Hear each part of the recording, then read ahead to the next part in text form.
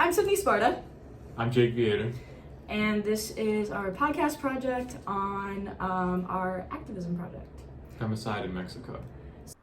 Trigger warning, talks of sexual violence, murder, and other graphic topics. To start off with, I think it's good to understand what femicide is and kind of where it came from. So femicide is typically defined as like the culmination along a continuum of violence against women and girls, known as violence against women and girls, VAWG, which is like a subcategory of gender-based violence, or GBV. I actually have the definition here from the World Health Organization. It defines it as an intentional murder of women because they are simply just women. We chose Mexico as like a microcosm of it, but it does happen around the world. It's particularly prevalent in the Middle East, in Southeast Asia, and a lot of times, because those are Islamic countries, they take the form of honor killings. But in Mexico, it's normally just like a variation of intimate partner violence, which is where most of these femicides take place, is people who know each other.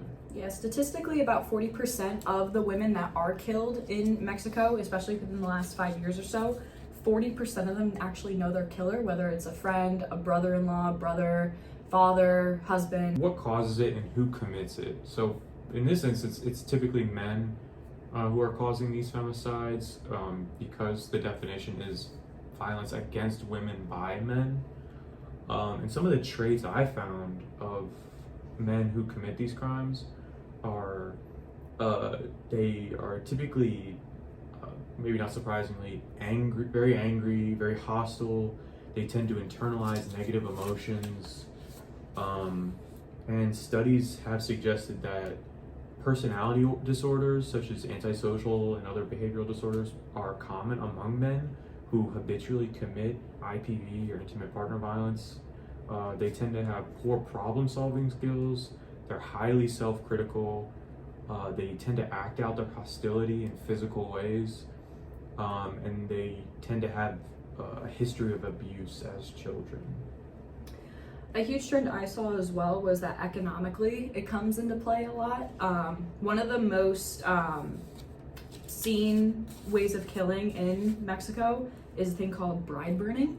Dowries, which, if you don't know what dowries are, it's where a woman's parents pay the husband's family for allowing the daughter to get married to the son.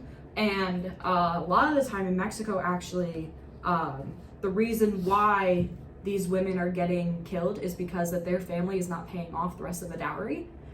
So I think that matches other trends with countries that experience very high levels of IPV and femicides, that they tend to be poorer countries, according to the World Bank. They're countries that are trying to meet some kind of sustainable development goals, and they have low GDP per capita, which may contribute, on that kind of economic level you were talking about, to whether or not their, countries may experience higher IPV or femicide.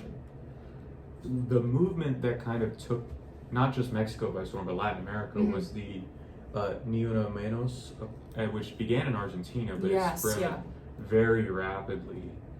And its response, usually not isolated incidents, but single incidents that were of a particularly brutal characteristic, and that's kind of what sparked their own movements, and they kind of just fell under this umbrella of Ni Una Menos, which stands for not a woman less. Yeah, there was certain murders within Mexico that actually was what brought that movement to Mexico. One of them that I actually noted was La Culpa Tuvo Cupido, which is Cupid was to blame, and it was the murder of Ingrid Escamilla.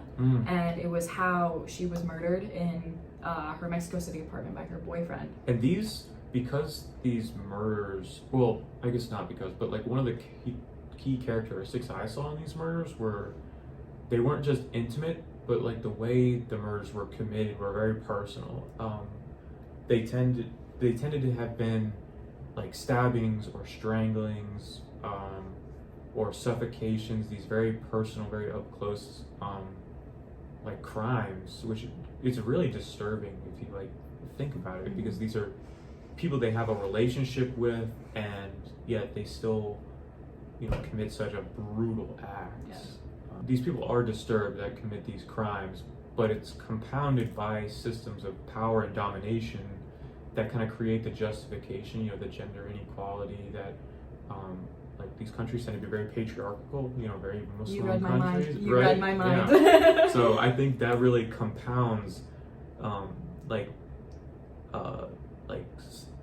kind of the legitimization of violence against women, and people who may have personality disorders or histories of violence.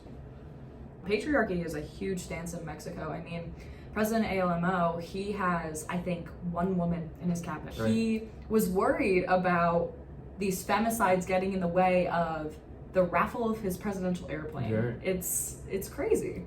Yeah, that's it. I think it kind of speaks to, again, like, the patriarchal conservative countries. Like, even though he is progressive, he's still conservative when it comes to things like, combating gender-based violence and reducing gender equality, which is kind of it's a huge hurdle for a lot of these countries. And I think, I don't know how else or how further Mexico is conservative in like their and like the things they offer to women, such as like healthcare access and abortion access. But there was, according to an article from the UN Women's Association, they found that an increased control of women's bodies by men strongly correlated with an overall increase in violence, not just in Mexico, but in other countries as well.